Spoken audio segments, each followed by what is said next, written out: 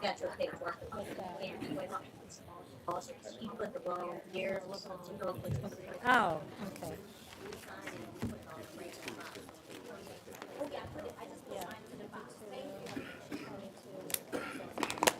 Tabled until the 13th. And then, this one, I don't think it's on here, it should be on third reading.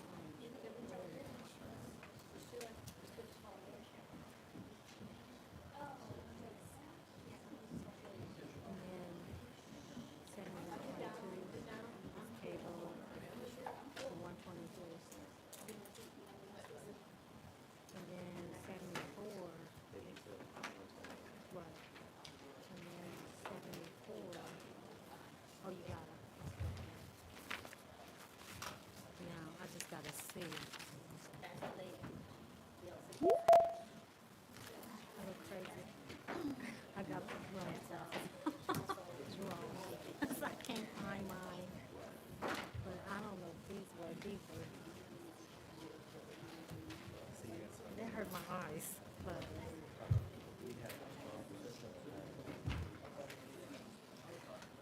I don't think I have a real strong prescription. But I think I got some in my desk drawer. I think I do. I have some. Huh? Can you look in my top desk drawer and see if I have some glasses here?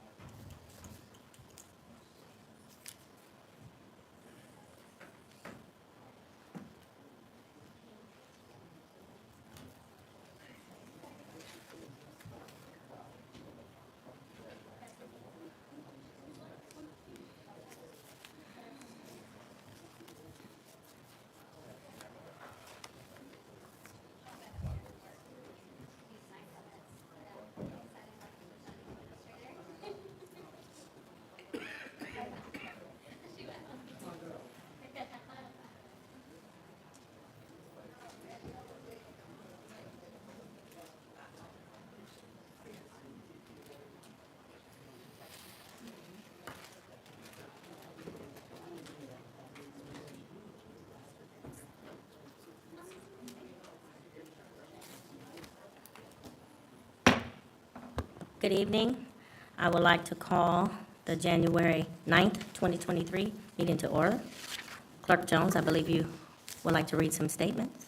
Yes.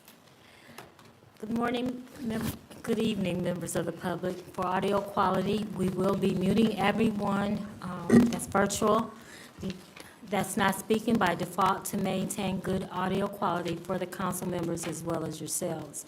If you would like to speak during the meeting on specific agenda items, please submit your request to speak in the chat, and directions to do so are located in the chat. We ask that you provide your full name and address, as those are required for all speakers at in-person meetings. If you would like to be called on during the meeting to provide public input, again, please insert your name and address in the chat, and you will be called on during the relevant time for the public input. You will be given 5 minutes to speak during that time. For citizens that wish to speak during the privilege of the floor, please insert the following into the chat during that time, and the council president will call on you, and you will be given 3 minutes to speak during privilege of the floor. To those who are virtual, please be sure to unmute yourself prior to giving your remarks. Thank you so much. At this time, we will have an invocation by Pastor John Ward. Pastor Ward, Oh, you can come up to the podium.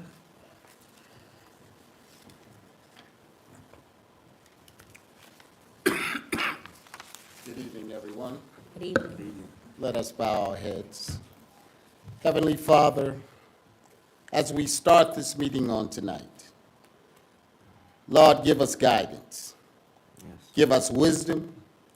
Give us support so that we may come together as a whole, so that we may do what's right in the eyes of God and for the people of God.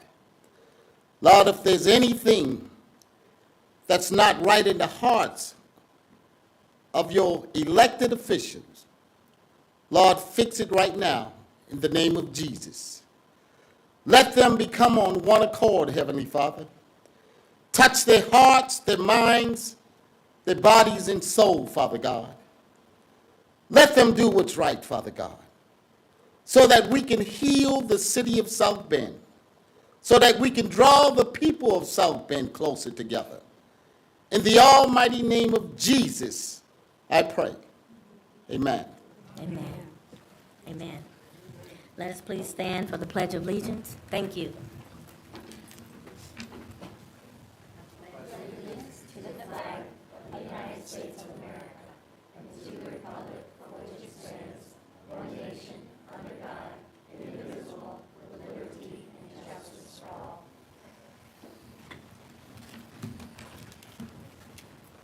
Clerk Jones, would you please call the roll? Yes. Councilmember Davis. Henry's here. Councilmember Lee. Present. Councilmember Warner. Present. Councilmember Wax. Present. Councilmember White. Present. Councilmember Thomas Morgan. Present. Councilmember Hammond. Present. Vice President Niskoski. Present. President McBride. Present. 9 present. Thank you. At this time, I would like to state that if you are here for Bill number 7122, under zoning annexation, it has been tabled until January 23rd, 2023. Also, Bill 52-22 has been tabled until February 13th, 2023.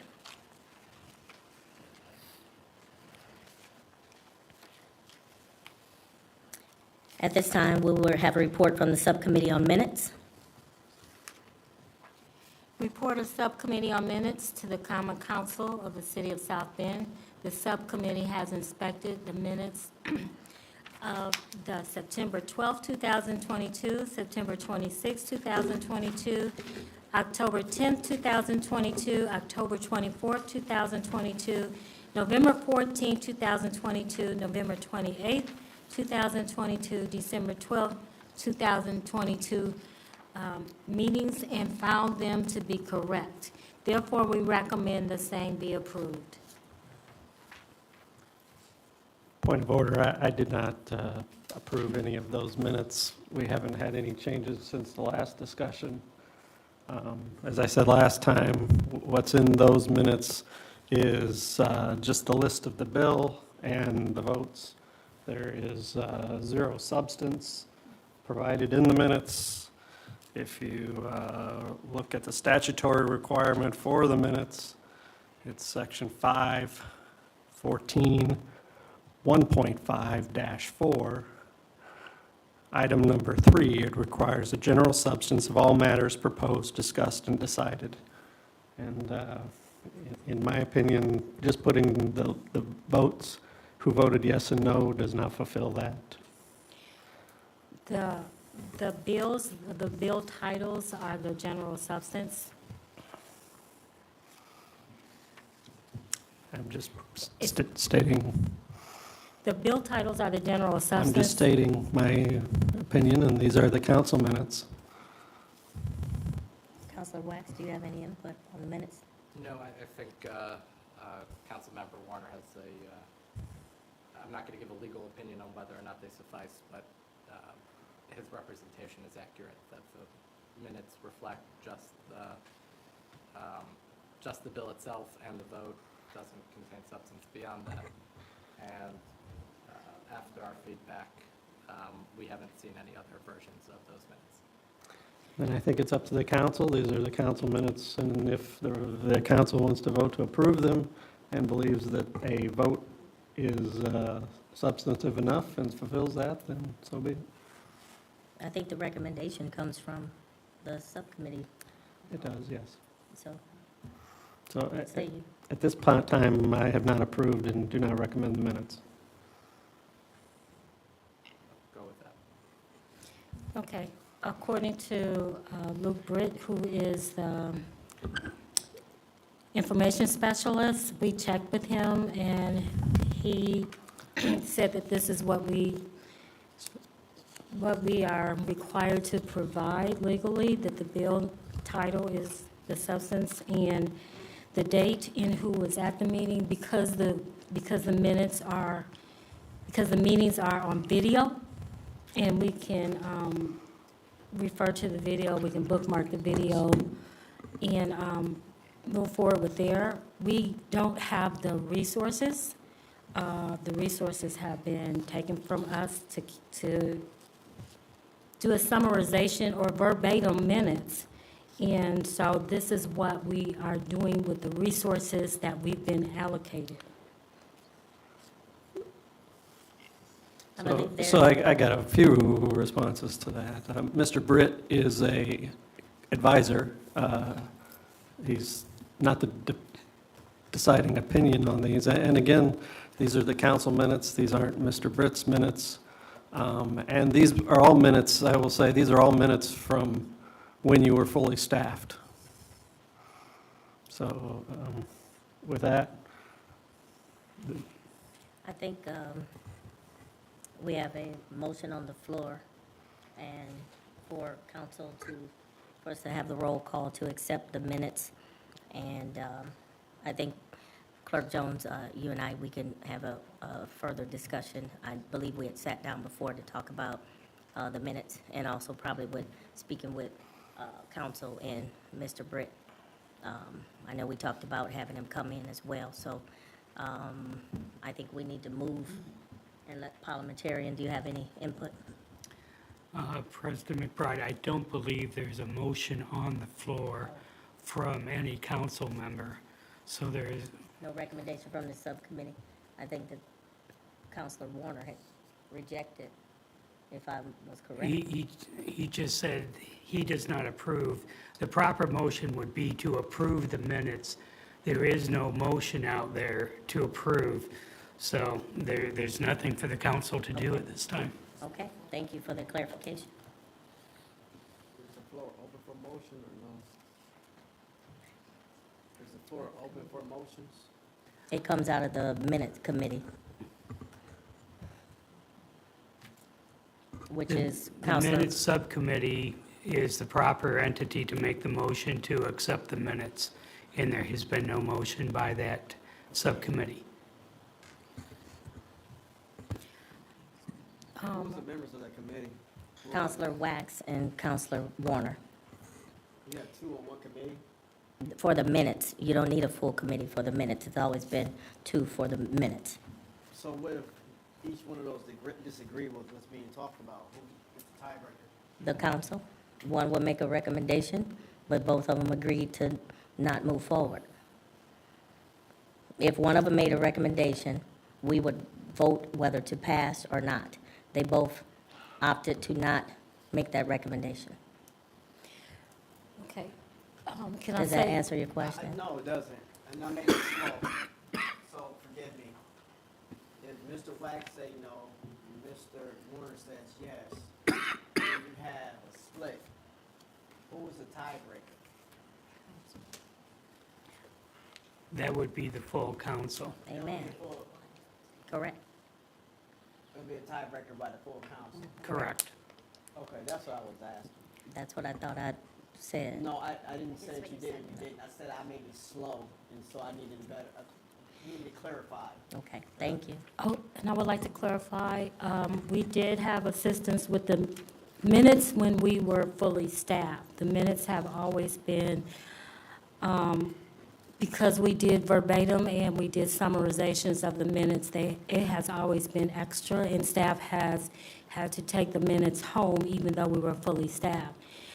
We did have a staff member that couldn't do the minutes or because of other reasons. So we always, as in the last year and a half or so, we've had assistance with the minutes.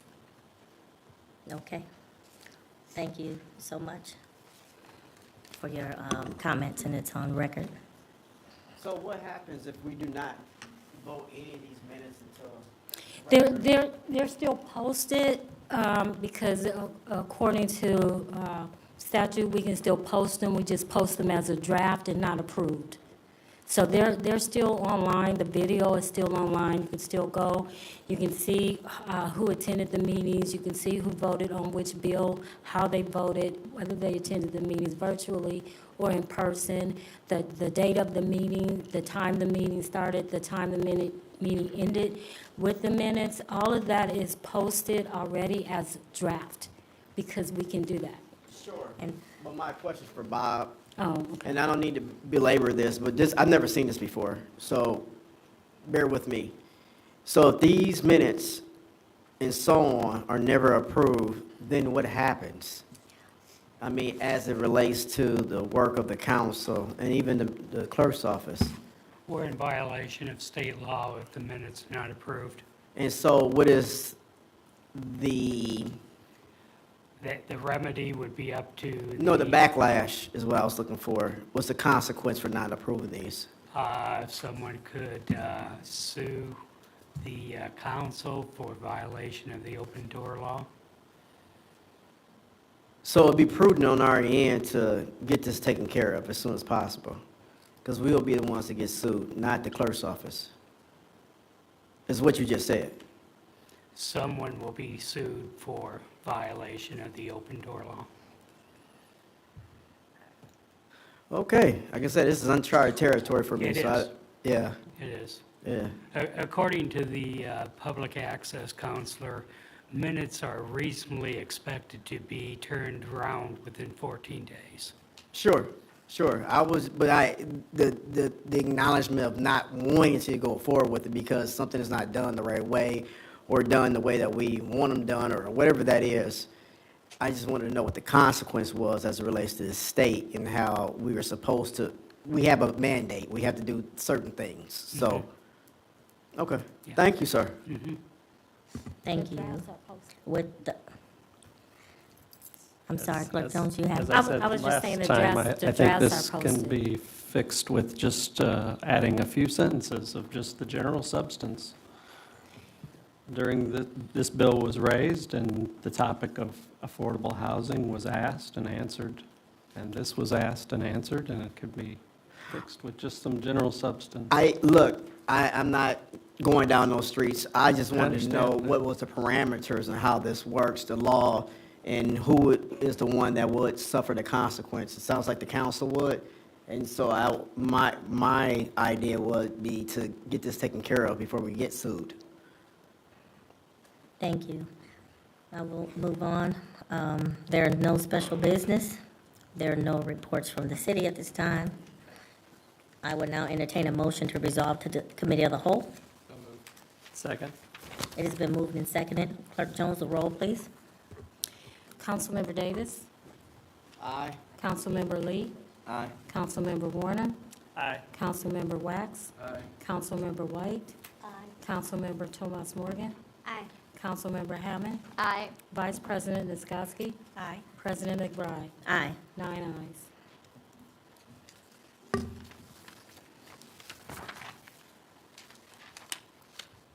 All right, the Committee of Whole is in session. We have to read this procedure as stated in Section 211. And it says, "The clerk shall read each title by, each bill by title only. The chairperson of the council standing committee to which the bill was sent shall give a report on the recommendations from the committee. A formal presentation of the bill shall be made, which is not subject to time limitation. Common council members shall have the right to ask 2 preliminary questions to the presenters immediately following the close of the formal presentation on the bill. Members of the public supporting the bill shall have the opportunity to address the council. Each member of the public shall be required to state his name or her name and residential address, or in the case of a proposal made on behalf of an entity other than a natural person or on behalf of a group of individuals, that person and/or their agent shall state his or her name and business address for record prior to making remarks in support of the bill. Each member of the public speaking in favor of a bill shall be limited to 5 minutes. If the formal presentation against the bill under consideration the person or agent speaking on behalf of such a remonstrant group shall not be subject to time limitation. Therefore, each member of the public speaking in opposition shall be limited to 5 minutes for his or her presentation. Each member of the public shall be required to state his or her name or residential address, or in the case of the proposal, may behalf of an entity or other than a natural person, or on behalf of a group of individuals. That person or their agent shall state his or her name and business address for record prior to making remarks in opposition of the bill. Each member of the public shall, in opposition of the bill, shall be limited to 5 minutes. The remonstrance period following any formal presentation against the bill under consideration shall not exceed the time used by members of the public who spoke in favor of the bill, or shall be limited to 30 minutes, whichever is greater. There shall be an automatic 5-minute rebuttal period for the person or the persons who made the formal presentation on the bill under consideration, after which the public portion of the hearing is closed. Following the public portion, then council portion then takes place, where members of the council debate, ask questions, make motions on the bill under consideration. Each bill must have a motion addressing the disposition of the bill, as it is then sent to the full council for final action. In compliance with the governor's executive orders, the South Bend Common Council will be legally held by way of virtual meeting using Microsoft Teams app. The Committee of the Whole notes how residents can participate for the public portion as follows. The public can participate in the meeting by following the directions in the chat section in the Microsoft Teams app. At the link provided by the city clerk, any member of the public wishing to speak in favor or opposition to the bill must indicate their desire prior to the close of the public hearing. In order to speak in favor or against the bill, you will need to state your name and address, as is also required to speak at an in-person meeting. The city clerk will inform the chair of the Committee of the Whole in which order to proceed, to address each person in order with a time limit of 5 minutes.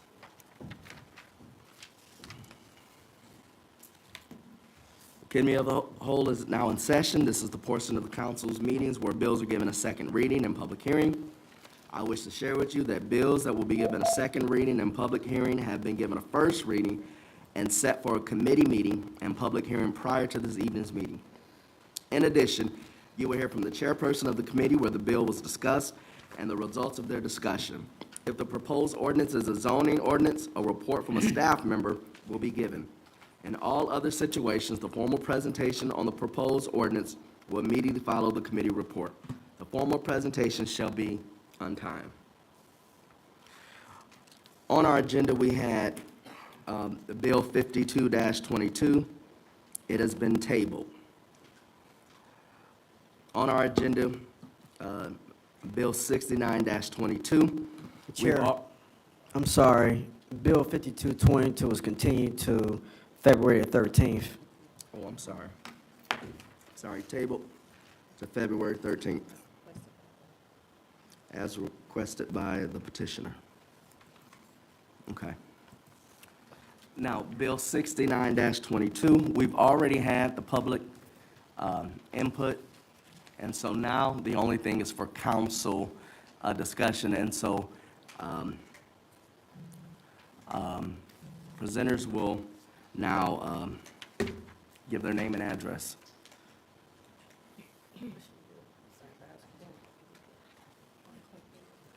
Yeah. Okay. Clerk Jones, would you please give Bill 69-22 a second reading? 6922? 6922, public hearing on an ordinance of the Common Council of the City of South Bend, Indiana, approving a petition of the Advisory Board of Zoning Appeals for the property located at 1405 Portage Avenue, Councilmanic District Number 1, in the City of South Bend, Indiana. All right. Chair, point of order. This is not scheduled for public hearing as stated in the agenda. The prior agendas that had been sent out to the public and to council indicated that this was only for third reading, not for public hearing. So there's nothing improper with letting them make their presentation, and then the committee of the whole will make its recommendation to the full council after the third reading. Okay. My only point is that there is no public hearing as stated. on Okay. this. All right. And that's why I was disclosing that it's only a discussion, but yeah. All right, Ms. Smith?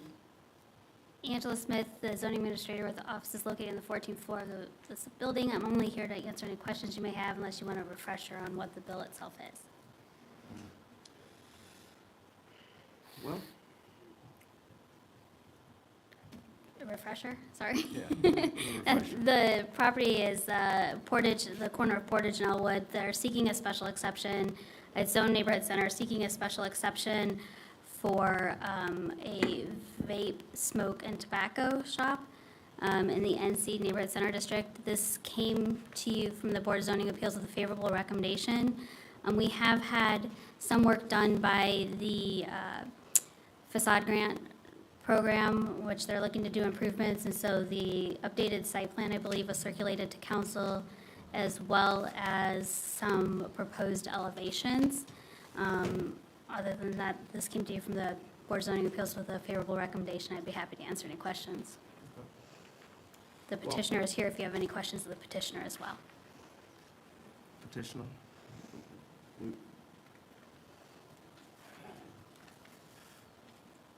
We'll give them the opportunity to say something, and then we'll have a discussion. Or is that proper, Bob?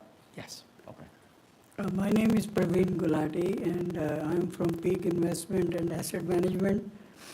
So Honorable Common Council, City Clerk, and zoning staff, I like to reiterate that we respect the, process and the vote. But I like to say a few things here. That the intended use is for over 21 year of age group people. And the use is legal in the city of South Bend and the state of Indiana.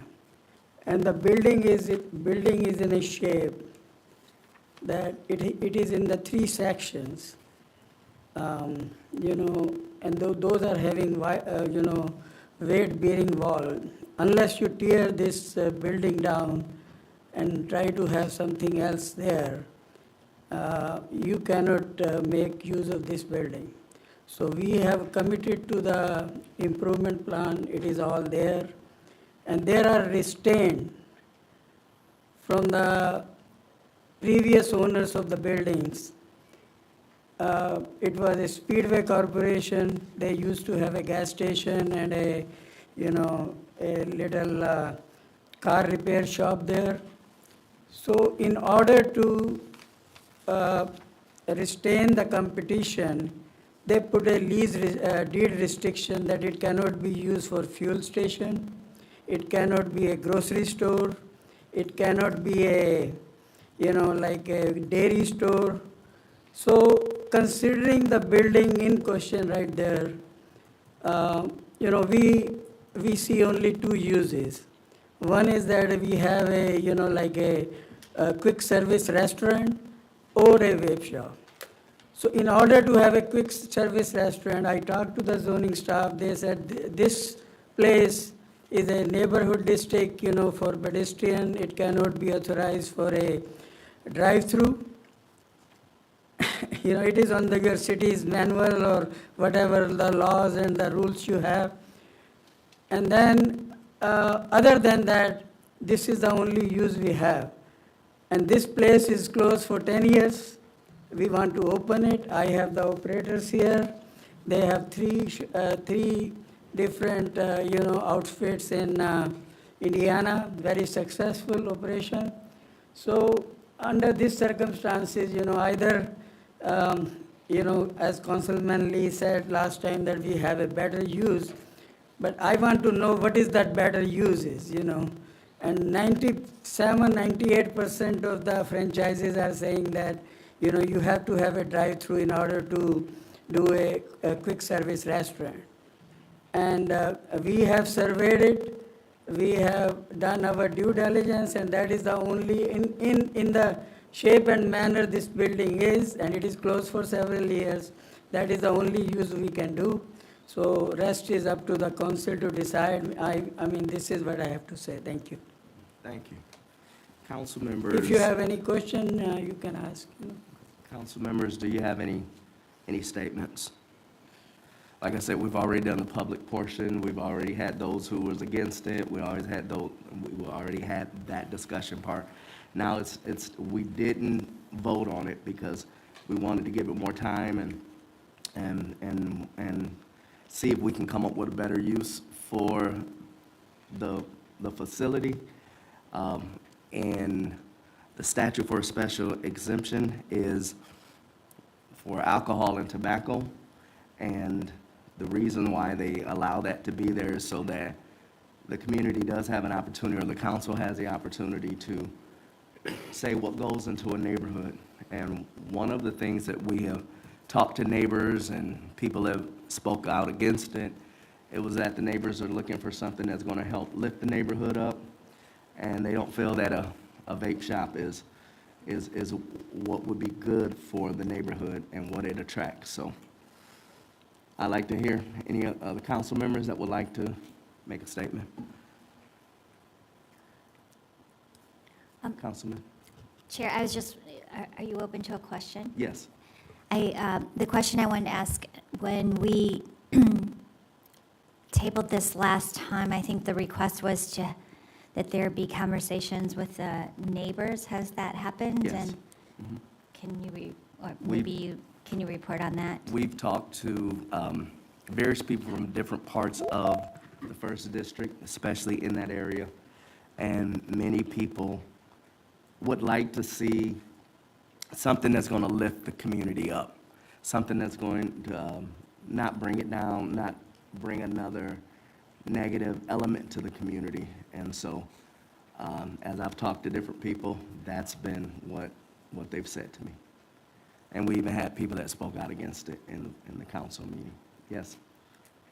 Angela, can you address the restrictions that were mentioned In relation to the drive-through, in relation to that property as a whole? Like, what can it be? so there are some deed restrictions which go outside of the zoning enforcement, so those wouldn't be for us to enforce. In terms of a drive-through would also be a special exception, so it would come in front of the council if there was gonna be a drive-through restaurant.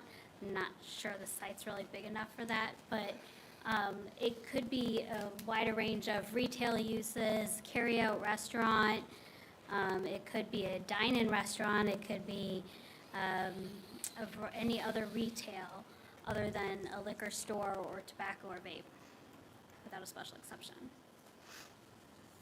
Okay, thank you. The other question I had is, there has been a gentleman with a smoker and kind of a portable restaurant kind of food. Are there people that are interested in utilizing that property for other purposes that From information could be shared, or? I think that we've talked with the city, and there may be some ways to incentivize something that's going to lift the neighborhood up. There are people who may be interested in pursuing an opportunity there. Again, that comes down to the financing and all of that. But as far as with Transformation Ministries down the street, with the issues that we had with the liquor stores and the gas stations and all of that stuff, the residents didn't feel like they wanted something that was going to continue to compound the issue.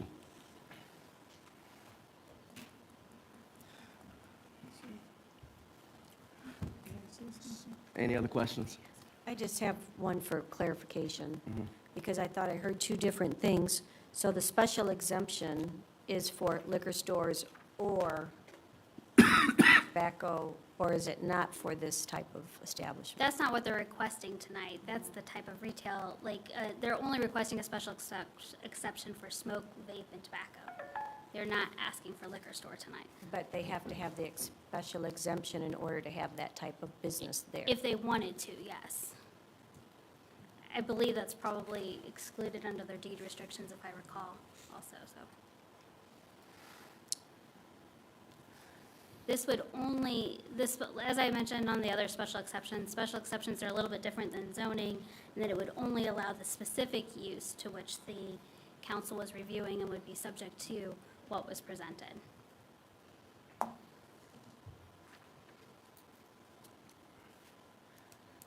If there's no other discussion, yes. Yeah, sure. You left here last time, because I remember voting against it, not because of the business, because of what you guys were planning to do. Your conversation with the business owner, because I left with the impression on the record that you were going to speak with the business owner about alternative uses, perhaps, you know, a certain time of selling of the tobacco products. I don't know. What was that conversation like? We did not say that we would meet with the business owners about certain times of. No, I didn't say that. I said, for example, when I'm asking you, what was your conversation with the business owner? When we met with the business owner, we did talk to him about other opportunities of another type of business that would be something that could lift up the neighborhood. And we did have that discussion. And the result of the discussion was? It will be determined on the things that the city would be willing to help with. And again, that was to see if there was interest, because there is a person who's selling barbecue there in the. The business owner, sir. I'm asking what is the conversation with your business owner? What was it like? What His happened? conversation was he would like to put a vape shop there. I'm sorry? His conversation was he would like to put the vape shop there. And he wasn't willing to change based upon what you think it should We be? talked, and it's still at the end of the day was I could have a sign leased and have a vape shop here, and we could start getting the vape shop there. So I would like to entertain a motion. You can't do that. I'm not done talking. Okay, first of all, Mr. Davis. But you can't do that. You I open the looked at floor you. for people to ask You- questions, and you then were you're not- cutting me off. You weren't saying I wasn't done. anything. I was waiting for you to complete your response. Are you finished? Mr. Davis. Go- Yes. Go ahead. Say what you got to say. Oh, I have a lot to say.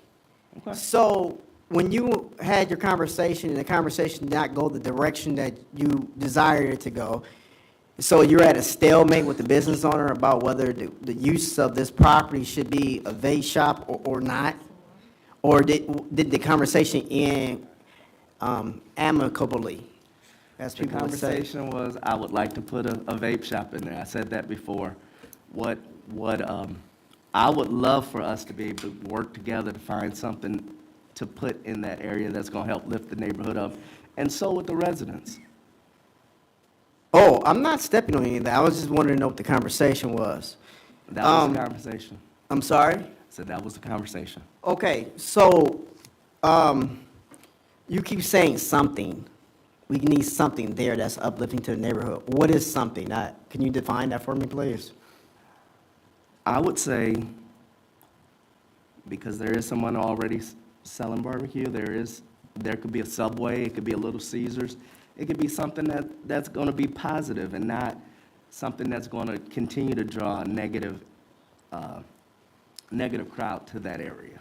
So, again, we're very much interested in having a conversation, seeing what we could do as a city, working together. And my statement to the owner was, this is an opportunity that we could do something that's going to lift the community up. Would you be willing to partner with the city and we find something that's a better fit than a vape shop? You know, when you define something or whatever that is, the market, now I've talked about this before, has to suggest the things that you are defining as something. This gentleman is an investor. You cannot redefine what the elements are already saying in that particular area. If the area is low income, chances of you bringing in a Taj Mahal are next to zero. It's just how the market goes. It performs with the demographic and the value of the particular area. There's nothing you can do to change that. So are you saying because this is an African-American area or a place that has been, that has had some downturn, that we should accept just anything in our neighborhood? No, sir. What I am saying to you is that in order to get that area the way that you desire it to be, the way you vision it should be, there's a number of things that are going against it. One is the school that was shut down the street, which is called LaSalle. The other issue that you have in that area is called traffic. Earlier, there was a presentation from Property Vacation and another committee, Property Vacation, and they talked about the traffic riding up and down the alleyway. That same logic has to be applied to when you're talking about Lincoln Way, you're talking about Western, you're talking about Portage, and other areas that are considered corridors. So in order for you to realize new development at a higher level, your traffic count has to be high, okay? It has nothing to do with being black or being white or any other ethnic group. It has everything to do with what the outliers, the economic outliers are saying to you. Your economic outliers are not saying that this area is primed for high development. So in order for you to get to the high development, you can't tell small business investors no, because they are going to bring traffic to that area, which will increase the dollar amount for that area.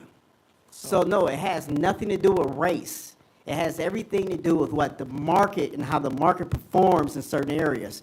For instance, when Mishawaka thought it was a great idea to open their streets up, you started seeing a lot more volume of traffic. You started seeing a lot more investment into the area. You started to see tax-based expansion.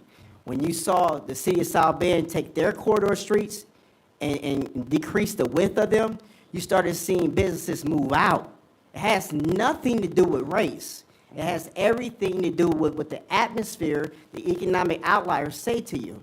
So no, it's not a racial conversation, okay. sir. It's a fact conversation. So at what point do we not ask our community to tell us what they want in the neighborhood, and there's certain things that they don't I want? think we need to be more realistic. So when we go about Okay. our council business, Okay. when we go about our council business, it is up to the representative to demand better from the planning department based upon those areas. And then, when we talk about the expansion of TIF districts and how money is actually being invested in those areas as it relates to infrastructure, we have to ride those issues to ensure successful investment in those areas. That's how you get it done, Okay. from where we sit at. Well, But the other way to get it Mr. done is Davis, we're gonna- ensuring. we have to move on. Well, you We're good. asked, No, I'm trying no, to we're finish good. out. We're Give good. me, We're give me, good. We're give me 10 good. more seconds. We're good. Give me 10 more seconds.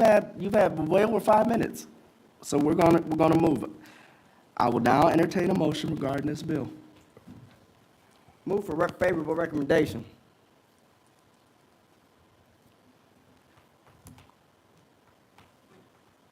I'll second that. All right, it's been a motion and second. Clerk Jones, please call the roll. Councilmember Lee, Nay. Councilmember Warner, Nay. Councilmember Wax, Aye. Councilmember White. Nay. Councilmember Tomas Morgan, Nay. Councilmember Hammond, Aye. Vice President Miskowski, Nay. Councilmember Davis, Aye. President McBride.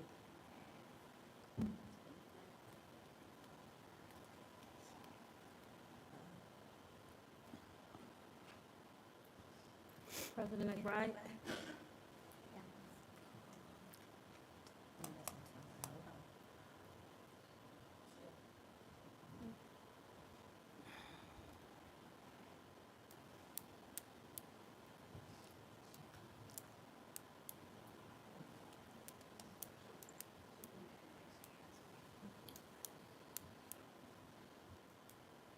can you call the roll again for me, please?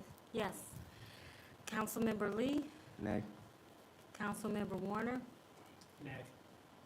Councilmember Wax, Aye. Councilmember White, Nay. Councilmember Thomas Morgan, Nay. Councilmember Hammond, Aye. Vice President Niskoski, Nay. Councilmember Davis, Aye. President McBride. Aye. We have 4 ayes and 5 nays. All right, Bill 69-22 will be sent to the full council with the, No, Chair, that motion fails, so there needs to be another motion for either a no recommendation or an unfavorable recommendation. Chair, can I add a comment? yes. I just want to, there are a couple of things that I'd like to say here. So I drive this corridor frequently, and it's a challenged area. We know that. There's an alcohol store, there's a liquor store, there are 2 convenience stores. I'm not sure about the second one, but at least one of those does have tobacco sales. There are 2 gas and automotive-related businesses in that area. And so what is challenging to me is the kinds of businesses that are currently there, and how they serve this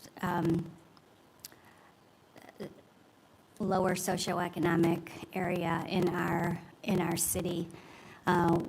What we know about research on this is that tobacco retail shops and specialty vapor shops are disproportionately present in neighborhoods where socially disadvantaged youth and families live. So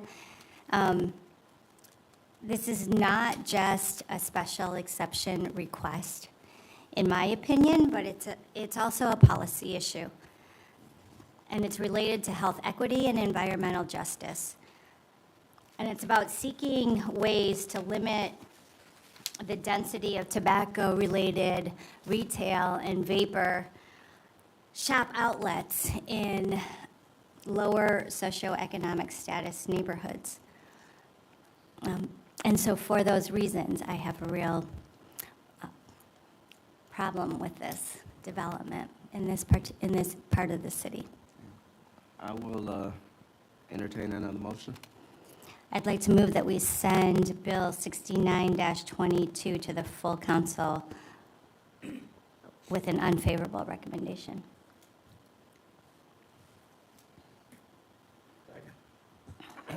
Second. There's been a motion and a second. Clerk Jones, please call the roll.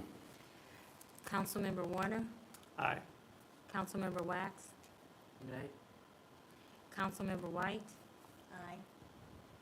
Councilmember Thomas Morgan, Aye. Councilmember Hammond,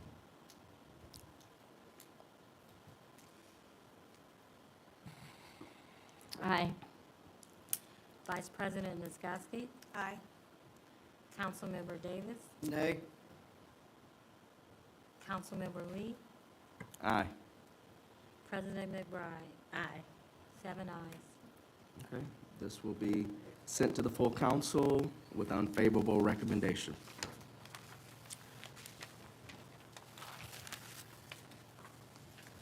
Bill 71-22 has been tabled until, continued, until January the 23rd. And so Clerk Jones, would you please give Bill 74-22 a second reading?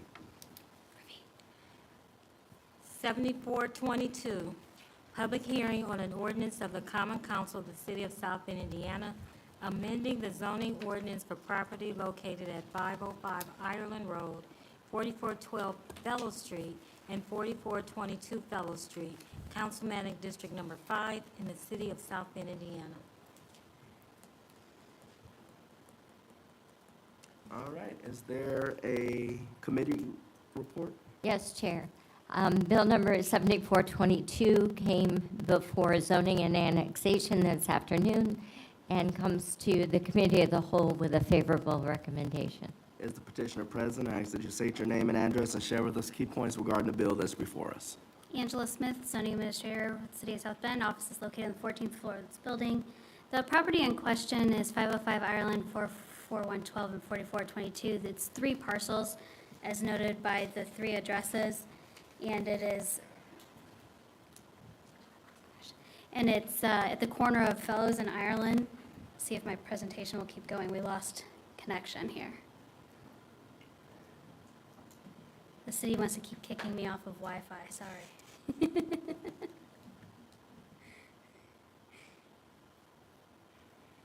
The property owner has an existing business and building located on the southern 2 lots, has acquired the northernmost lot quite some time ago, and is looking to do an expansion of what they have and replicating the type of use that they have, the offices.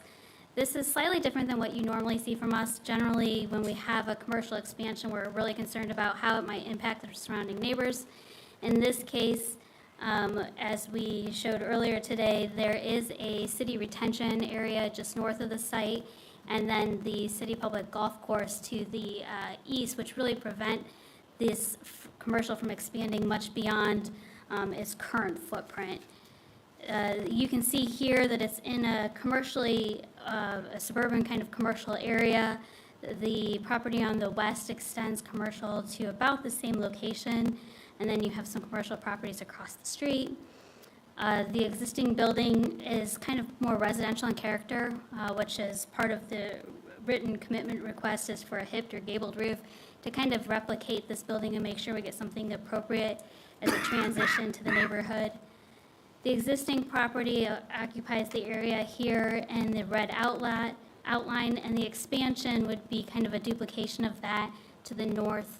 The C commercial will allow them to do that in the configuration that's consistent with what they had previously. This comes to you from the Plan Commission with a favorable recommendation subject to the following written commitments. 1, all buildings shall have a hipped or gabled roof, and 2, drive-through facilities shall not be permitted.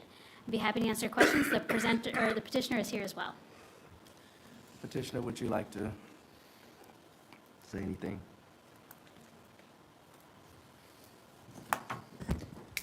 Good evening, members of the council. My name is Mark Machik. I live at 19110 Farmington Lane on the south side of South Bend. We built the original building in 2006 with myself and 2 business partners. This is currently the only real estate that we own commercially, and have owned the residential lot since 2015 when we bought it from Ray Unruh. We would like to continue our investment in the south side. We feel like there needs more opportunity for professional services, and this type of building is perfect for that type of opportunity. The adjacency to the golf course makes it an attractive professional location. We did spend time walking the neighborhood and speaking to the neighbors. We were able to speak with 4 of the 7 houses just to the north, and all of which had no objections. Several made comments on the architecture and the quality of the existing building, and our commitment to replicate that in a second building. The only negative was a mention of traffic, and we're going to keep the entrance where it is, so no traffic would progress down Fellows any further than it already does to enter the current building. All right, thank you. Council members, do you have any questions for the petitioner at all?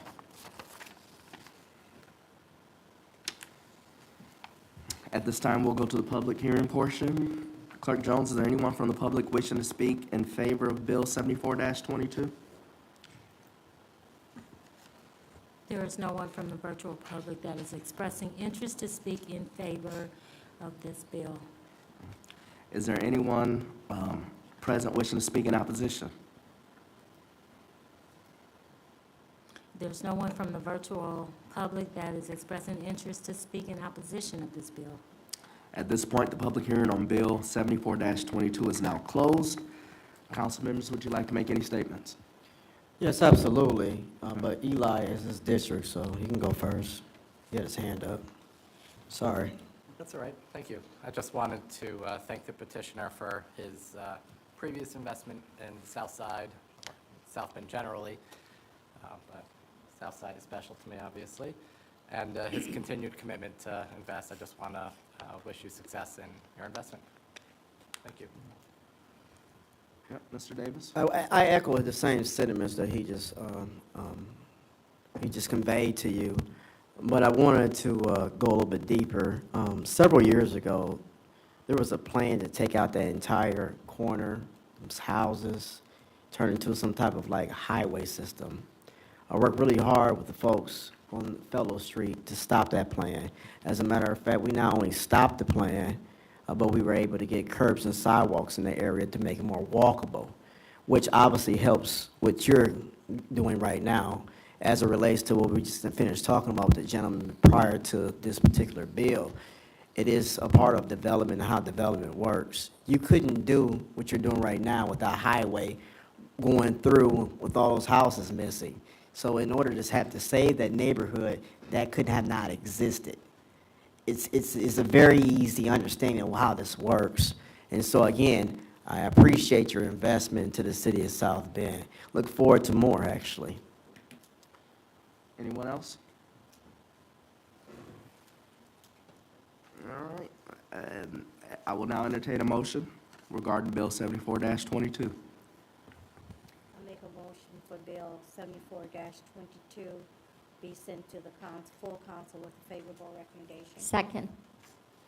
All right, there's been a motion and a second. Clerk Jones, please call the roll. Councilmember Wax? Aye. Councilmember White? Aye. Councilmember Tomas Morgan? Aye. Councilmember Hammond? Aye. Vice President Niskoski? Aye. Councilmember Davis? Aye. Councilmember Lee? Aye. Councilmember Warner? Aye. President McBride? Aye. 9 ayes. All right.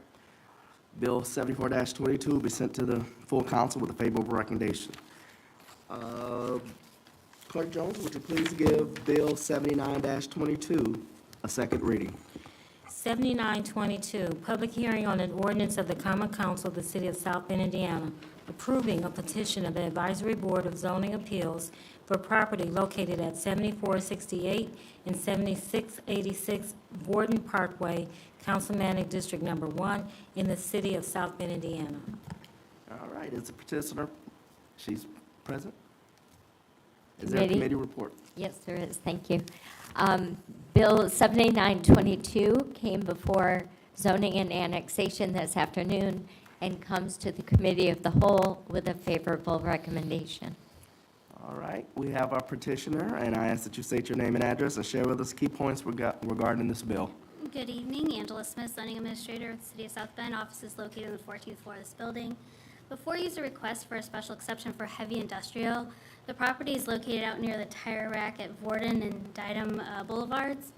It's currently vacant. It's been vacant since the industrial subdivision kind of came through and is sat here undeveloped. The petitioner is looking to use both lots to develop a large warehouse and distribution facility with some chemical potential in the works. Because there may be dangerous or hazardous materials, just to be safe, they are asking for the special exception for the heavy industrial classification.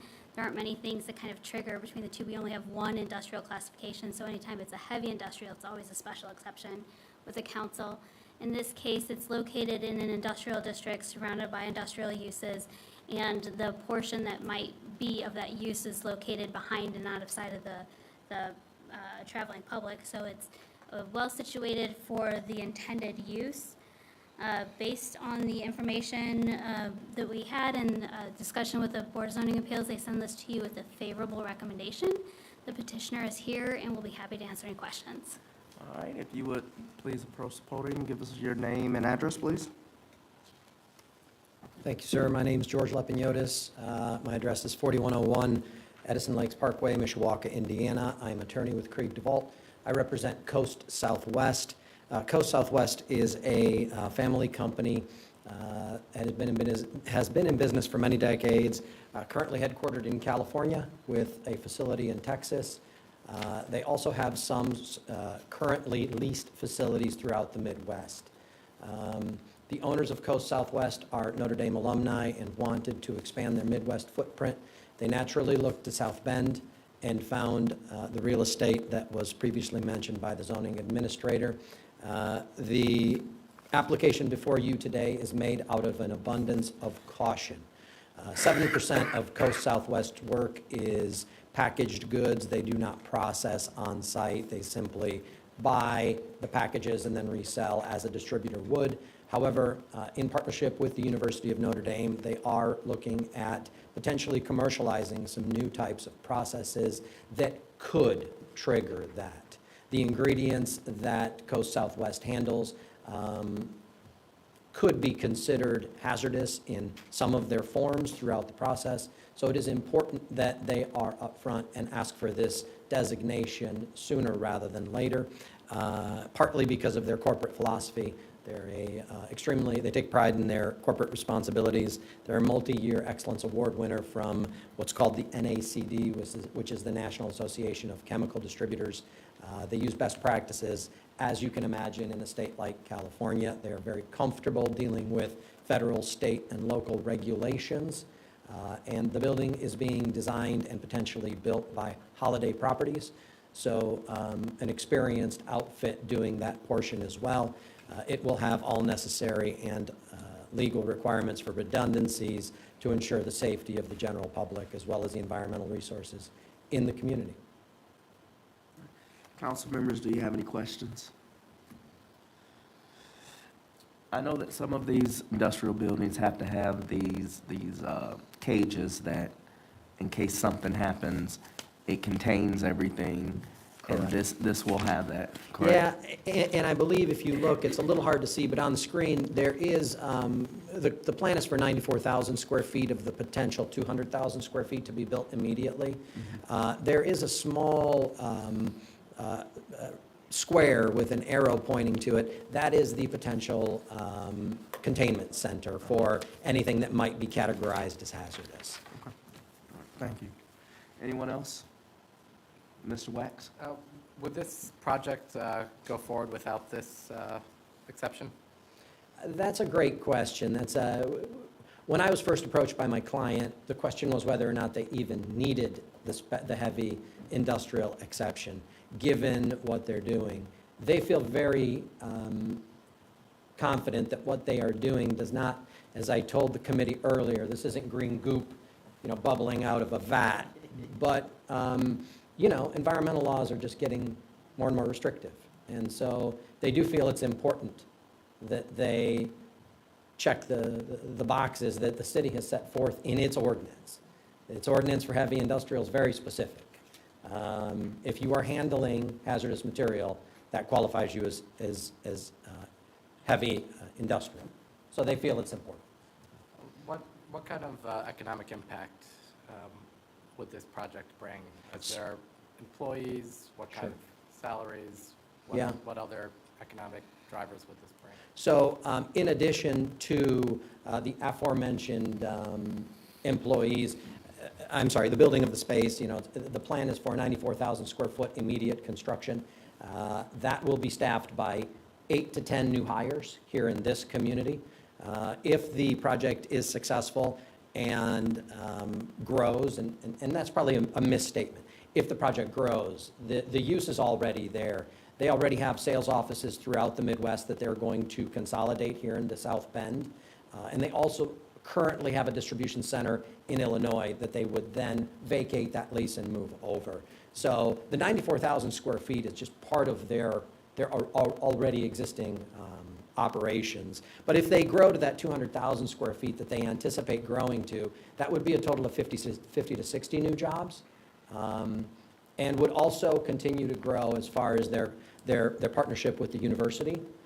I also see that they're a very responsible company run by a father and now his daughter, both ND grads. They enjoy South Bend, so I would not see this as being the last of their investment here, but the first. Thank you. Anyone else? I just have comments when that time Okay. comes around. Thank you. Right now, then, I will, we will go to the public hearing portion.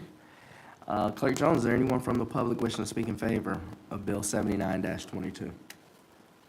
There's no one from the virtual public that expresses interest to speak in favor of Bill 7922. Is there anyone wishing to speak in opposition? There's no one from the virtual audience expressing interest to speak in opposition as well. At this point, the public hearing on Bill 79-22 is now closed. Now we will go to statements from the council members.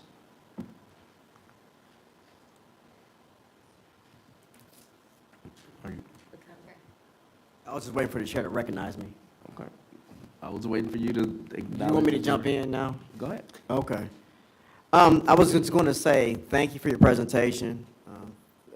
Tell the investors, thank you for investing in South Bend. I just only wish 100 years ago that we had these same type of like laws on the books and enforcement. I wouldn't have the Bexley issue going on in the second district with the hill that is full of trash that we want to say it's not. And so I really thank God that we do have those sorts of restrictions so we don't have to revisit that. As well, you had that so much in so many other communities. You have been in harbor water crisis. Restrictions are set by the EPA when it comes to what you guys are talking about.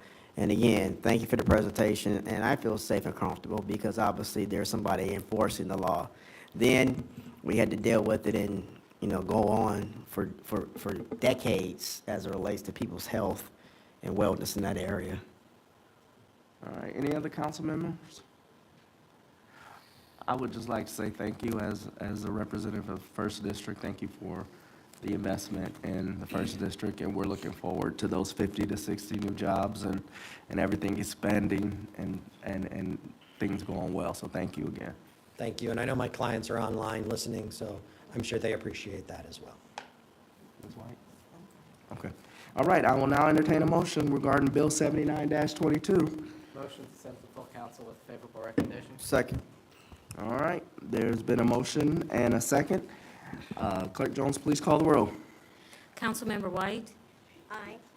Councilmember Tomas Morgan? Aye. Councilmember Hammond? Aye. Vice President Niskoski? Aye.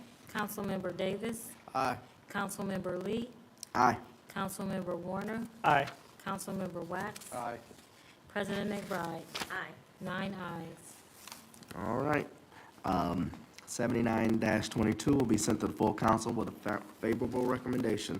I will now entertain a motion to rise from the committee of the whole and report back to the full council. So moved. All right, it's been moved and second. Can we do it by acclamation? Yes. All that's in favor, say aye. Aye. All that oppose? All right, motion passes.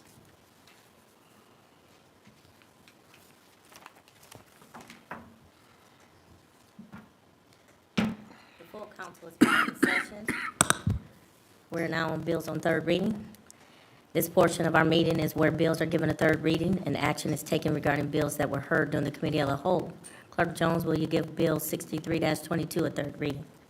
6322, third reading on an ordinance of the Common Council of the City of South Bend, Indiana, annexing to and bringing within the city limits of South Bend, Indiana, and amending the zoning ordinance for property located in German Township, contiguous therewith, Councilmanic District Number 1, for 21275 Cleveland Road, South Bend, Indiana. Thank you. Counselor Lee, is there a recommendation from the committee of the whole? Yes, Bill 63-22 comes to the full council with a favorable recommendation. Thank you. I will now entertain a motion regarding Bill 63-22.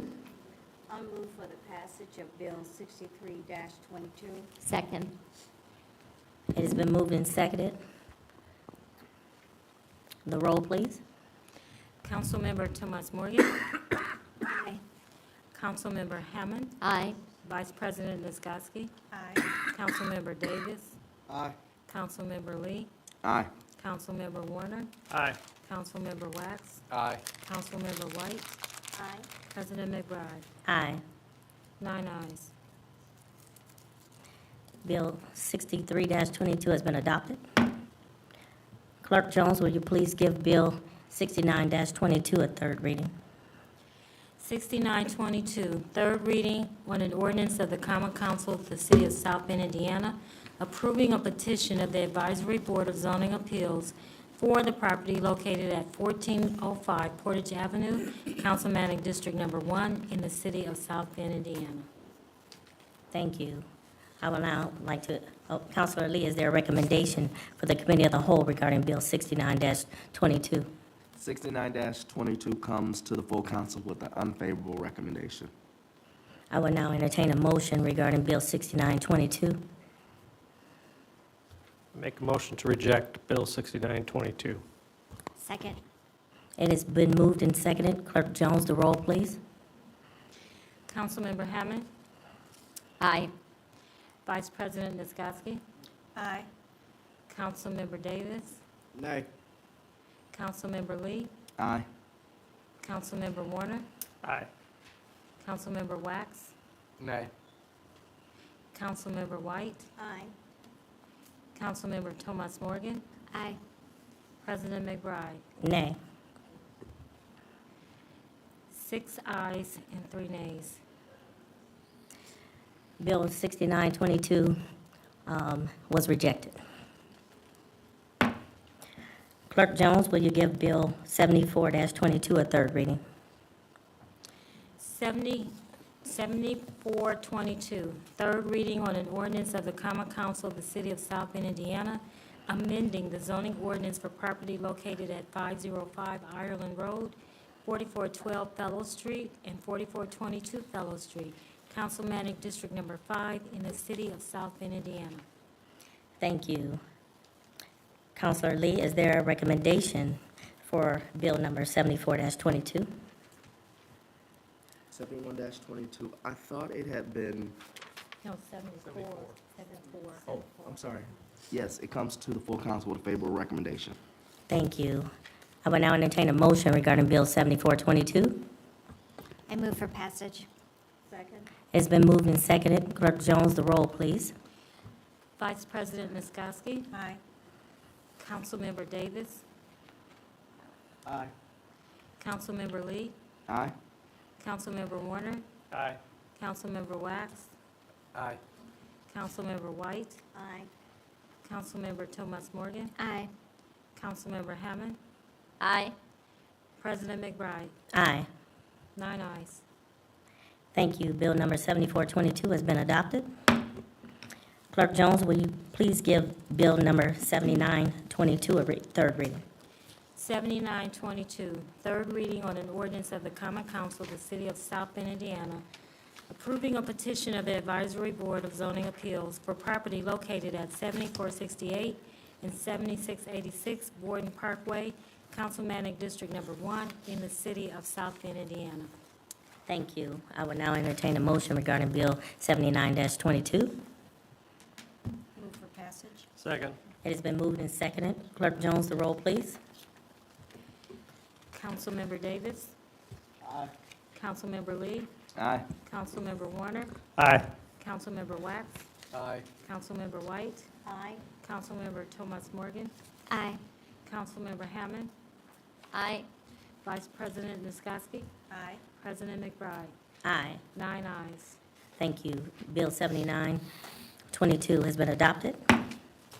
There are no resolutions on tonight's agenda. There are also no first readings on tonight's agenda. At this time, I will open it up for unfinished business. If there are none, I will open it up for new business. New business. I have something. President McBride. Ladies first. Counselor Nisgowsky? Thank you, President McBride. I just wanted to make sure everybody knew that before March 1st, for citizen members to apply to the council website or contact the clerk's office if you want to be a citizen member on one of the standing committees. And also, there is the Martin Luther King breakfast that's going to be at 7:30 a.m. on January the 16th, as well as the rest of a day of different meetings that they'll be hosting.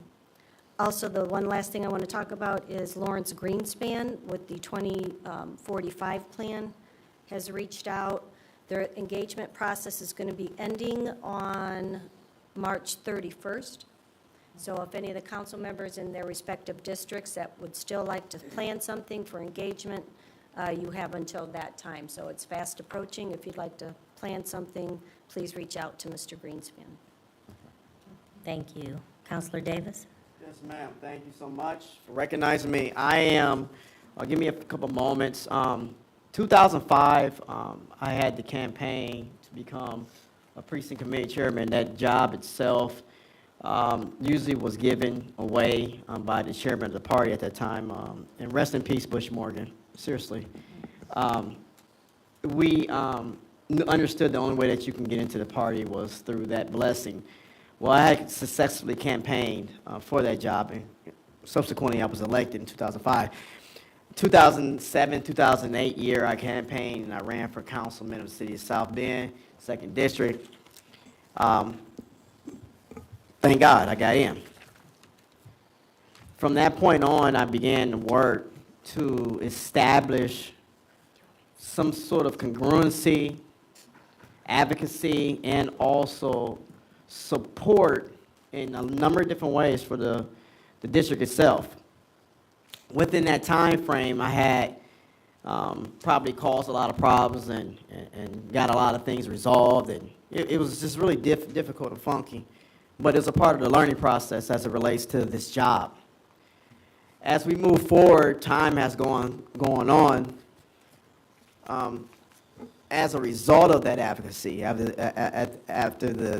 some of the pains and bumps and bruises that I've received, we started to see development in the 2nd District. The development we started to see obviously came from the city, so that had a lot to do with not with private investment, but it was public investment. But I take it. Did a really good job. I'm patting myself on the back on a number of these things. One thing, and I don't want to belabor the point, so I'm going to get to it really quick. LaSalle Center receives a $4.5 million investment. Deserved it, right? The building was remodeled, refurbished. Everyone is happy in the community because we finally got what we're looking for. Get some more things passed. As a matter of fact, Councilmember White helped out with this one, co-sponsored.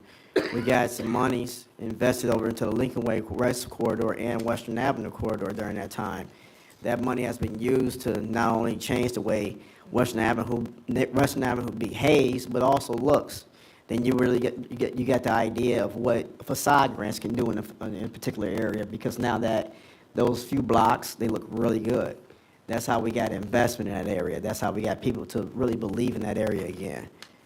And then, as I fast forward to 2023, we're looking forward to the expansion, the demolition and the groundbreaking, and now the rebuilding of a Martin Luther King Jr. Recreational Center, which is Dream Center. We don't get that without all of the years of labor that I put in for the 2nd District. We've been able to look and realize a new neighborhood plan for that area, right? We're looking at residents who are engaged at a higher level because of the work and the labor that has been put in to making sure that the residents in that direct area receive the support that they deserve.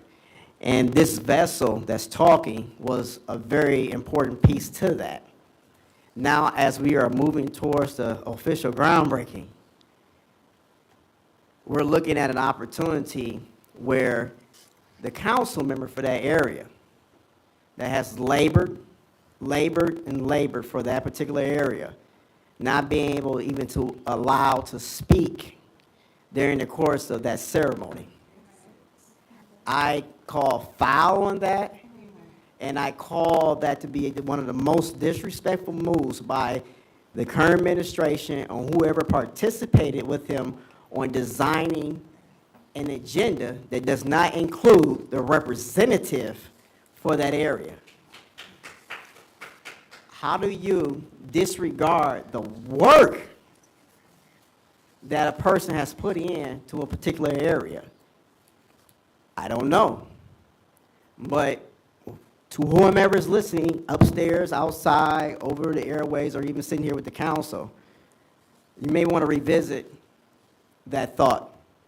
And you may also want to figure out how to make sure that the people of that community in particular get what they deserve. And that's me, because I put the work in to ensure, to make sure that that area was taken care of. Nobody else, against all odds, it got done. I thank Mr. Aaron Perry for his foresight in ensuring that the center could be built. All of the things that have taken place, like I said, since 2005. That's my work, 18 years, and I deserve to be at the microphone when it's time for it to be groundbroken. Thank you.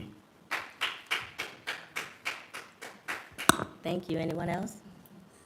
I would just like to give a brief update that hopefully the next month or so, the council will receive an update on environmental concerns or issues and discussions that have been ongoing involving not only the administration, but also hats off to the St. Joseph Health Department, as well as the leadership of the county council at that time. I think that once that presentation comes before the council, it really shows the results. When all entities come together, we can get the job done. So I look forward to that update, hopefully in the next month or so.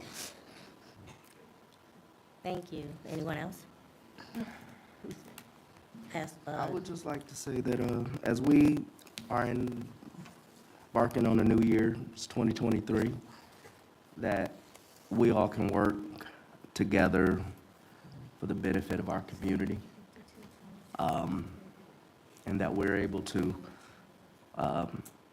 put differences aside and look for common ground to be able to do what we've been elected to do, and that's to represent our community and to make South Bend a better place. All of us have great ideals. All of us have great energy.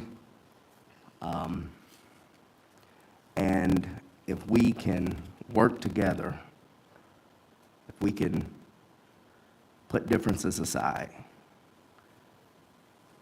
it will help our city benefit better. So I'm just asking, as we go into 2023, that we would all just take a moment and focus on serving our community and trying to make South Bend a better place to live. Our kids are watching, and we want to be a great example to our children. So, Thank you. Anyone else? Councilor Tomas Morgan. I just want to say, Mr. Davis, I'm not really sure why you made your statements in this particular form right now, but we all know that we're coming into a campaign season. It appears that we need to have a discussion among the council, how we use this time in the council meeting. I personally do not believe that this is a time for any of us to be making campaign stump speeches. Thank you. My assertion to you in this council was about me not being included in on the council business. It has everything to do with city business. It has nothing to do with the campaign commitment. I just talked about the level and amount of time spent getting that community over there called Kennedy Park organized, not only with the neighborhood association, but leadership for the neighborhood association, so we can go about the business of development in that area. I don't know how that turns into a campaign slogan, but I'm gonna tell you what, 18 years I've spent doing this. I'm proud of my work. I'm sorry that you don't understand it. Thank you. With that, I will move to the privilege of the floor. Clerk Jones, well, is there anyone I see? We have Ms. someone coming Benicki. forward. Thank you. If you please state your name and address. You know the routine. Happy New Year, I Sharon. do. Happy New Year. Sharon Benicki, 3822 Ford Street. You guys aren't going to like some of what I've got to say, but it's got to be said.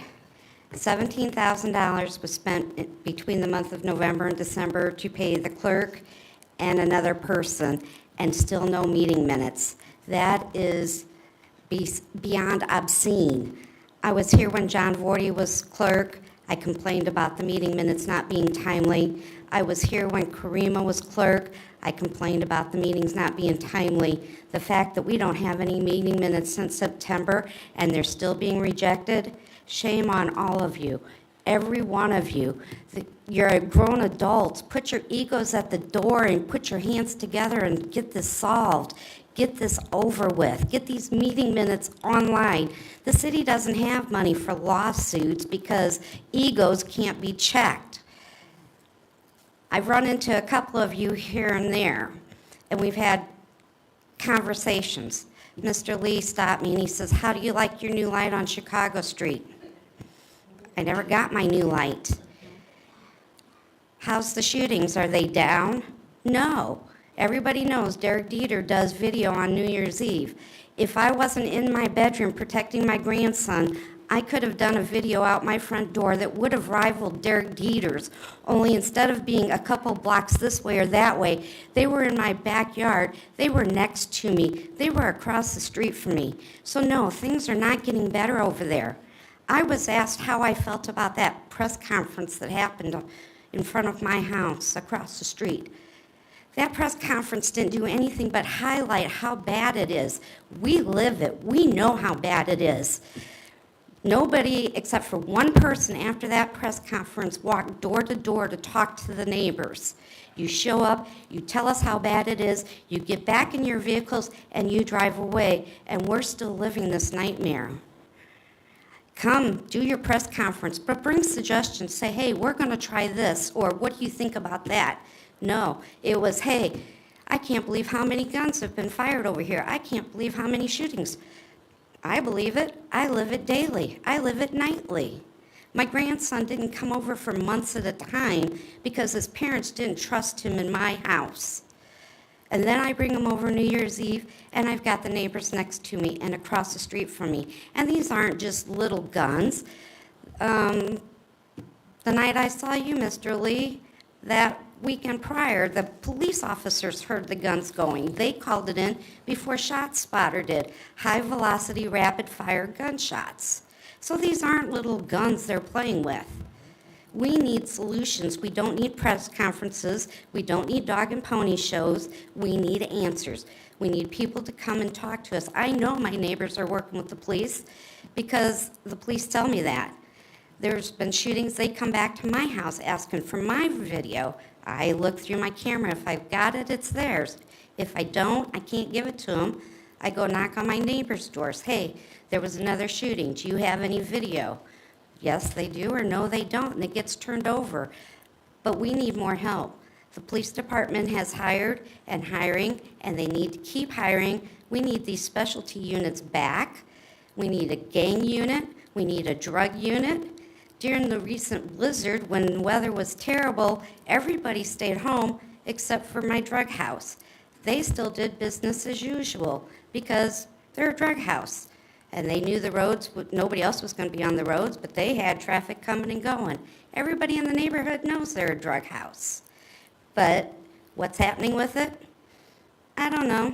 Maybe it'll get raided, maybe it won't. Time, ma'am. Thank you. Thank you so much for your comment. Is there anyone else in the audience who would like to speak for privilege of the floor? If not, Clerk Jones, will you please, is there anyone in the virtual audience? There is no one in the virtual audience that has expressed an interest to speak on privilege of the floor. Thank you so much. With that, this meeting is adjourned.